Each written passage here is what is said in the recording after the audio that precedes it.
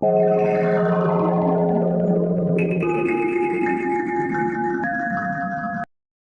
दोस्तों, आप सभी का स्वागत है स्टूडेंट टॉक पर। कल हमने देखा था कि यूनिट्स क्या होती हैं, यूनिट्स कितने टाइप की होती हैं। एफपीएस पद्धति हमने पढ़ी, एमकेएस, सीजीएस और एसआई पद्धति पढ़ी। इसके अलावा हमने ये भी देखा था कल की इंटरनेशनल पद्धति की जरूरत हमें क्यों पड़ी। इसके अलावा हमने देखा था कि पूरक राशियां कौन सी होती हैं या मूल राशियां कौन सी होती हैं, व्युत्पन्न राशियां कौन सी होती हैं और इनके क्या इफेक्ट हो सकते हैं। ठीक है, इससे जुड़े हुए क्वेश्चन आपके एग्जाम्स में बार बार आते रहे हैं। आज हम पढ़ने वाले हैं डायमेंशंस या विमाओं के बारे में कि विमाएं होती क्या है, किन की विमाएं समान होती हैं, विमाएं निकालते कैसे हैं। आपको विमा याद करने की जरूरत नहीं पड़ेगी इस लेक्चर के बाद, तो आखिरी तक लेक्चर में बने रहिए। चलिए शुरू करते हैं।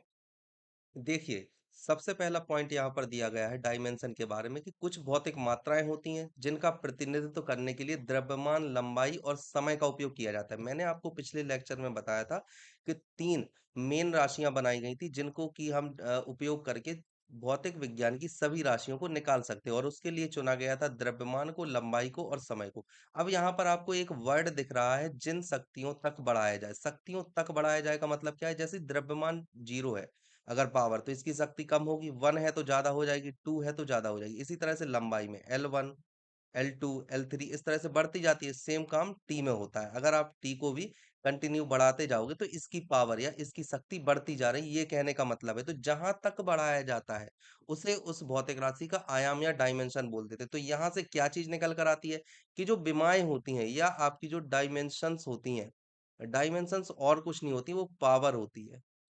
किस चीज की पावर? पावर मतलब घात।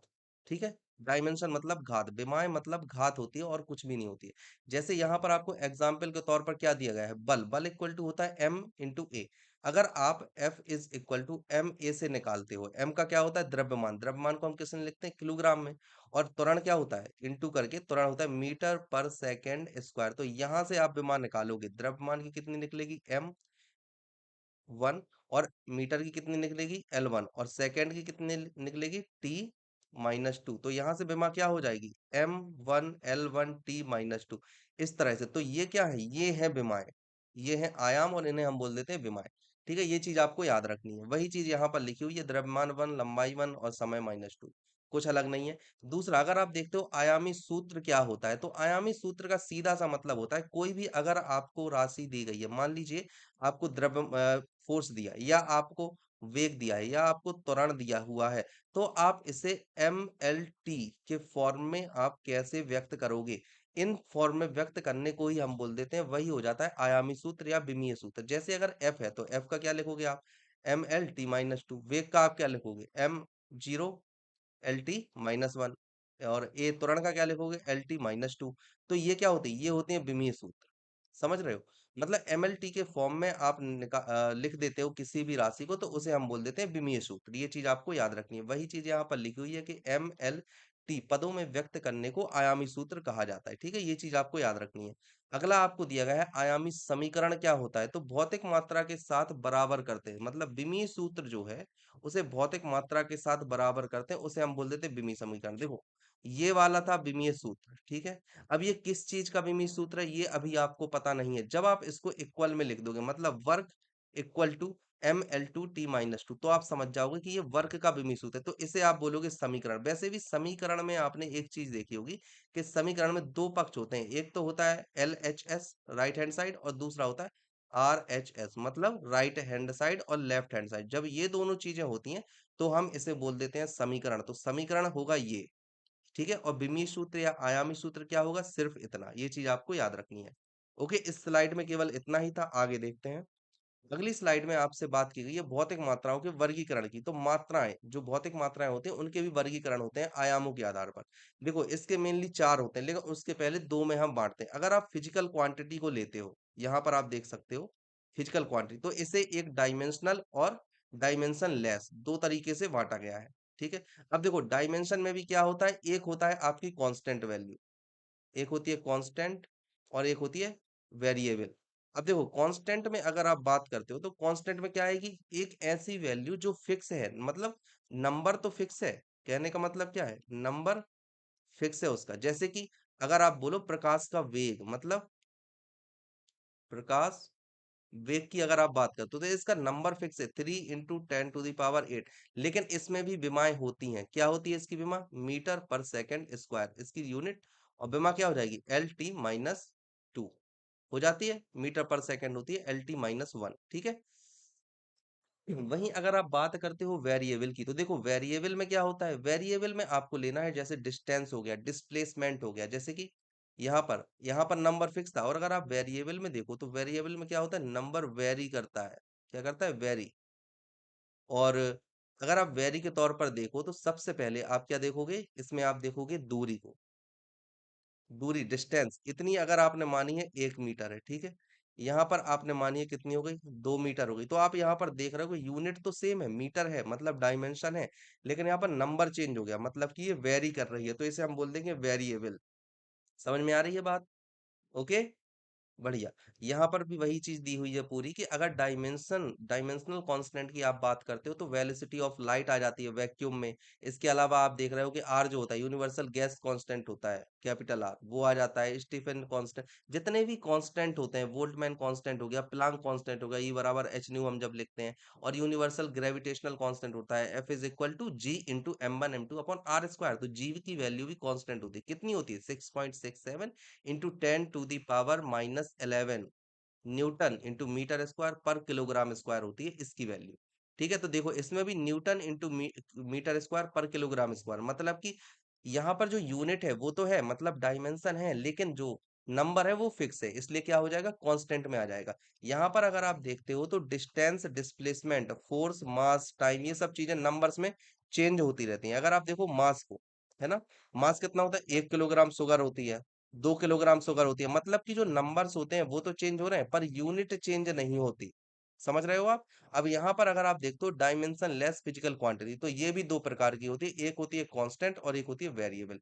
डायमेंशन लेस का मतलब क्या होगा? डायमेंशन लेस का मतलब होगा, यहाँ पर देखो डायमेंशनल में क्या होता है? डायमेंशनल में डायमेंशन होगी, ठीक है, डायमेंशन है। और डायमेंशन लेस में जब आप आ जाओगे तो क्या होगा? डायमेंशन लेस में डायमेंशन नहीं है, डायमेंशन नहीं है। अब देखो डायमेंशन तो नहीं है, लेकिन इनमें जो नंबर होता है ना, अगर आप बात करते हो नंबर, तो नंबर होता है।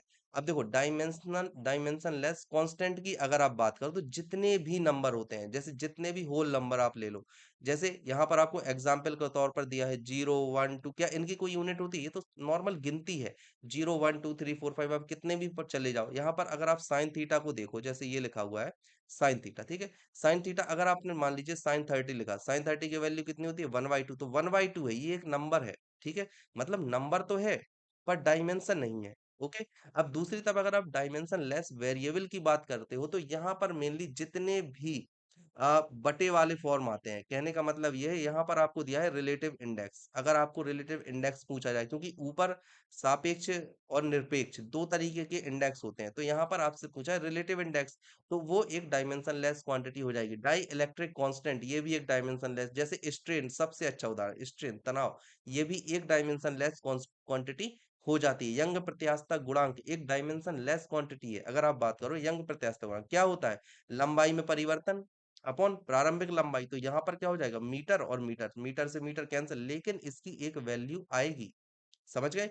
तो ये क्या हो जाएगी? डायमेंशन लेस वेरिएबल होगी। जैसे मान लीजिए अगर लंबाई में परिवर्तन 4 हुआ और प्रारंभिक लंबाई 2 थी, और मीटर तो कैंसिल हो जाएगा, तो यहाँ पर क्या हुआ? 2, मतलब कि ये ठीक है, 2 आया। अब अगर आपने थोड़ा और खींच दिया, अब क्या हो गया? ये 6 मीटर तक परिवर्तन हो गया, और यहाँ पर प्रारंभिक 2 थी, तो कितना हो गया? ये आ गया बाद में 3। ओके। तो इस तरह से चीजें चलती हैं। ओके, अब आप समझ रहे होंगे कि डायमेंशन लेस वेरिएबल और डायमेंशन लेस कांस्टेंट की क्या मतलब होते हैं। दोनों मैंने आपको बता दिए हैं, अब आगे बढ़ते हैं। अगली स्लाइड में आपको दिए गए हैं कुछ इंपॉर्टेंट राशियां और इनके विमीय सूत्रों की बात की जा रही है आपसे, ठीक है ना। तो आपको इनमें से देखो कुछ हैं जो डायरेक्ट याद कर लोगे तो अच्छा होगा, बाकी अगर नहीं भी करते हो तब भी कोई इसमें इतनी बड़ी प्रॉब्लम होने वाली नहीं है, ठीक है ना। ये चीज आप ध्यान रखिए। मैं थोड़ा कलर चेंज कर लेता हूँ, इसमें दिखेगा नहीं क्योंकि ब्लैक कर लेता हूँ। ओके। अब देखिए यहाँ पर जैसे आपसे वेलोसिटी के बारे में बोला गया है, वेलोसिटी का क्या होता है? Length into time. अब लेंथ का कितना होता है? लेंथ की यूनिट होती है मीटर, और टाइम की कितनी होती है? सेकंड। अब देखो मीटर को आप किससे रिप्रेजेंट करोगे? एल से, और सेकंड को टी से। बस यही चीज इन्होंने लिख दी है, LT-1। ठीक है? इस तरह से आपको निकालनी है। लेकिन मेरा मानना है कि आपको ये जो शुरू के हैं ना कुछ, ये यहाँ तक, जहाँ तक मैं टिक कर रहा हूँ, यहाँ तक आप अच्छे से याद कर लेना। डायरेक्ट आपको याद होंगे तो आपको एग्ज़ाम्स में काफ़ी ज़्यादा आसानी होगी बाकी की विमाएँ निकालने के लिए, है ना? जैसे बेग का क्या होता है? LT-1, त्वरण का क्या होता है? LT-2, इसके अलावा मोमेंटम में क्या होता है? MLT-1। तो इस तरह से अगर आप याद कर लेते हो, वर्क का क्या होता है? ML2T-2। ये वाला जो होता है वर्क का, वर्क और फ़ोर्स, ये दोनों बहुत ज़्यादा इम्पोर्टेंट है। इम्पोर्टेंट इस व्यू से नहीं है कि एग्ज़ाम में आएँगे, एग्ज़ाम में आए या ना आए वो आप निकाल लोगे। क्योंकि मास इनटू एक्सेलरेशन से आप क्या निकालोगे, मास की जो यूनिट होती है वो क्या होती है, किलोग्राम। और एक्सेलरेशन की क्या होती है, मीटर पर सेकंड स्क्वायर। तो किलोग्राम को आप किससे लिखोगे, एम से डिनोट करोगे, और मीटर को एल से, और सेकंड को T2 से डिनोट करोगे। जब ये पूरा सॉल्व करोगे तो आपका आंसर आ जाएगा।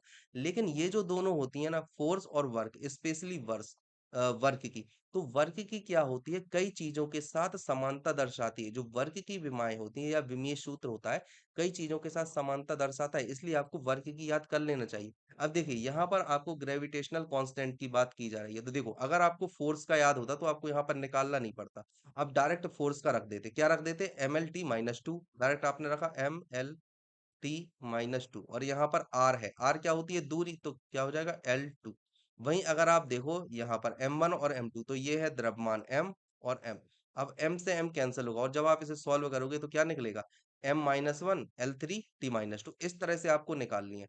टॉर्क के लिए भी सेम चीज होती है, ये दूरी होती है और ये फोर्स होती है। यहाँ पर भी फोर्स आ रहा है, तो अगर दूरी को आप देखो, दूरी क्या होती है, L, और फोर्स क्या होता है, M-L-T-2। ठीक है, होता है कि नहीं होता है? ओके, तो इस तरह से आप इसे सॉल्व कर सकते हो बड़ी ही आसानी से। ठीक है, ये चीज आपको याद रखना है। अब अगर आप देखो सरफेस टेंशन, तो F/L होता है, यहाँ पर भी F आ रहा है, तो यहाँ की भी आपको निकाल लेनी है। क्या होता है, MLT-2, यहाँ से L कैंसिल हो जाएगा, आंसर क्या आ जाएगा, MT-2। इस तरह से कुछ होते हैं जो आपको याद करने हैं, और जिस तरह से मैंने आपको निकालना बताया है वो आपको निकालना है। तो ग्रेविटेशनल पोटेंशियल यहाँ पर आया है, तो ग्रेविटेशनल पोटेंशियल या पोटेंशियल एक ही विमा होगी, कोई अलग नहीं होती है। तो क्या होगा आंसर, यहाँ आप देख पा रहे होगे, क्या है, L2T-2। वहीं इसको याद नहीं करना है, इम्पल्स की आप याद कर लेना, कई बार आता है। स्ट्रेन विमाहीन होती है, इसलिए आपको याद करना है, क्योंकि कई लोग होते हैं जो लगा देते हैं, तो विमाहीन होती है।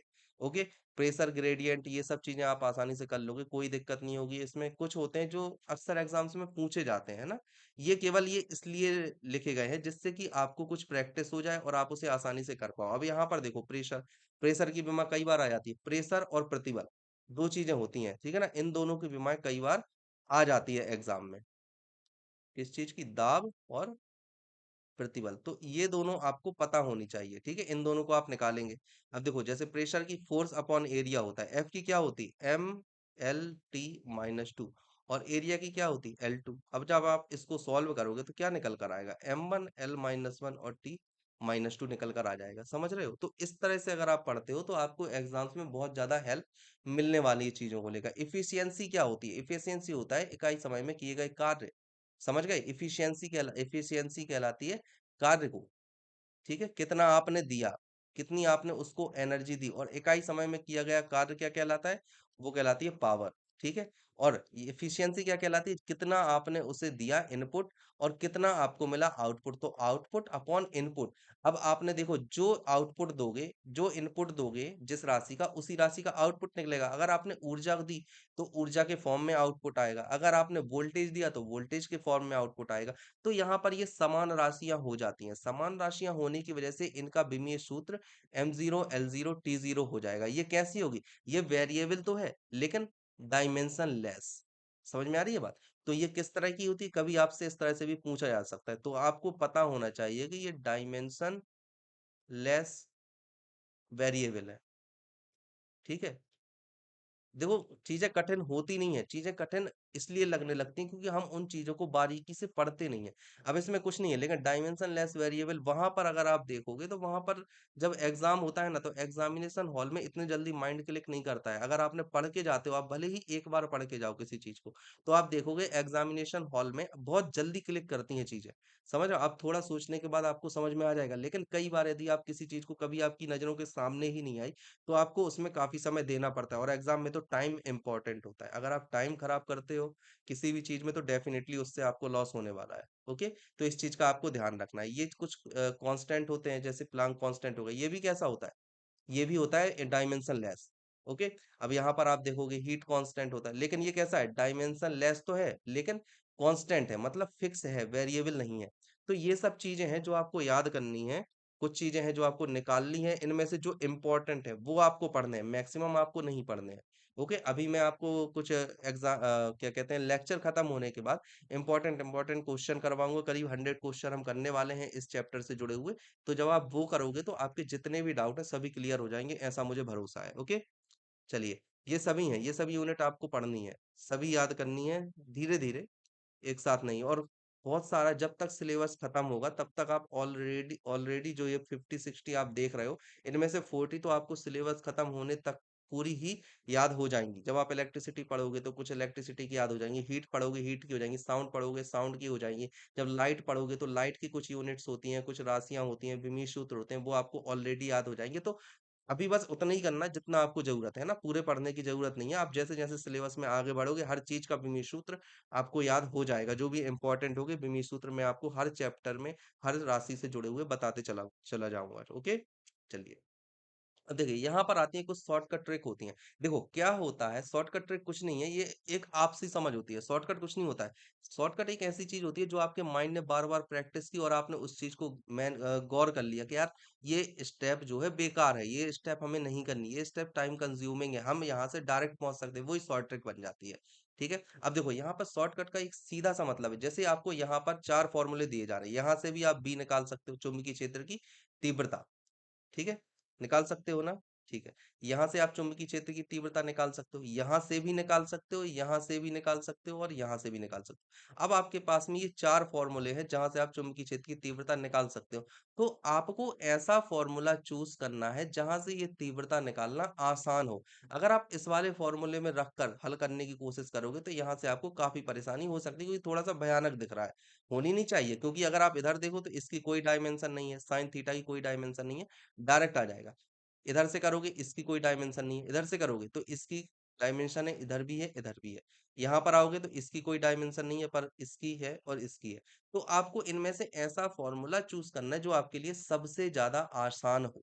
जैसे अगर आप ऊर्जा की बात करो तो ऊर्जा एनर्जी, एनर्जी के कई फॉर्मूले होते हैं, आप वर्क के फॉर्म में लिख सकते हो, काइनेटिक एनर्जी के फॉर्म में लिख सकते हो, पोटेंशियल एनर्जी के फॉर्म में लिख सकते हो, इनमें से कौन सा ज्यादा इंपॉर्टेंट है।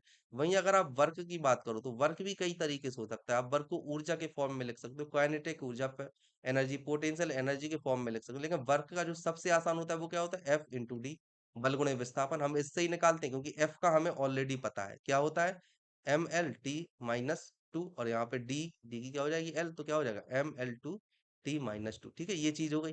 तो अगर आप इनका उपयोग करके निकालोगे तो एक बार आपको प्रॉब्लम हो सकती है, क्योंकि हाफ MV² लिखना है फिर V का निकला है तो थोड़ी दिक्कत हो सकती है इसको इस फॉर्म में लेके आने में, समझ गए। तो यही बस लिखा हुआ है इस पूरे में कि आपको सबसे आसान फॉर्मूला चूज करना है जो आपको जल्दी से जल्दी विमीय सूत्र या डायमेंशन निकालने में हेल्पफुल हो। समझ गए, ये चीज इसमें लिखी हुई है। अब यहाँ पर अगर आप देखो तो यहाँ पर जो ये फॉर्मूला लिखा हुआ है, यहाँ पर सिर्फ आपको ये बताने की कोशिश की जा रही है कि ई की जो विमाएं होती हैं एनर्जी की, वो कांस्टेंट वैल्यू पर डिपेंड नहीं करती, वो केवल इन पर डिपेंड करती है जिनकी विमाएं हैं सामने। समझ लो, जैसे E = ½ CV² है, तो ई की विमा वही होगी जो CV² की मिलकर होगी, हाफ पर डिपेंड नहीं करेगी विमा, क्योंकि 1/2 क्या है, एक कांस्टेंट है, विमाहीन है, डायमेंशन लेस है, इसलिए। जैसे अगर आपको बोला जाए कि आपको करना है कोई, मान लीजिए प्लांग एनर्जी है, E = H न्यू है, ठीक है। अब यहाँ पर H की भी विमाएं होती हैं, H की कोई विमा नहीं दोगे तो जो विमा म्यू की हो जाती है वहीं ई की विमा हो जाती है। समझ में आ रही है बात, है। अब देखो E = EV भी होता है, इलेक्ट्रॉन वोल्ट, तो किस पर डिपेंड करती है, इलेक्ट्रॉन वोल्ट पर। वहीं अगर आप बात करते हो वर्क की, तो वर्क क्या होती है, F × D, तो F पर भी डिपेंड करती है और D पर भी डिपेंड करती है। ये चीज आपको बोली जाए, अगर किसी चीज में कांस्टेंट है, जैसे E की विमा क्या होती है, ½ MV², तो M की आप लिखोगे विमा M, L V की आप लिखोगे विमा क्या होती है, LT - 1, यहाँ पर होल स्क्वायर, ठीक है, ये होती है विमा। लेकिन हाफ की कोई विमा नहीं होती, इसलिए हाफ पर डिपेंड नहीं करता। तो एक तरफ आपको याद रखना है कि यहाँ पर जो राशि, यहाँ पर राशि और यहाँ पर भी राशि।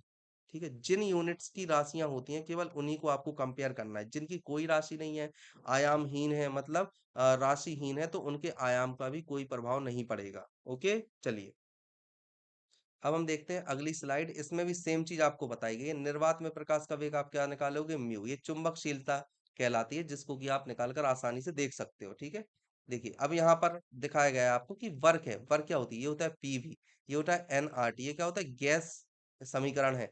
तो जो विमा पीवी की होगी वही वर्क की होगी, जो विमा एनआरटी की होगी वही वर्क की होगी, क्योंकि PV is equal to NRT होता है।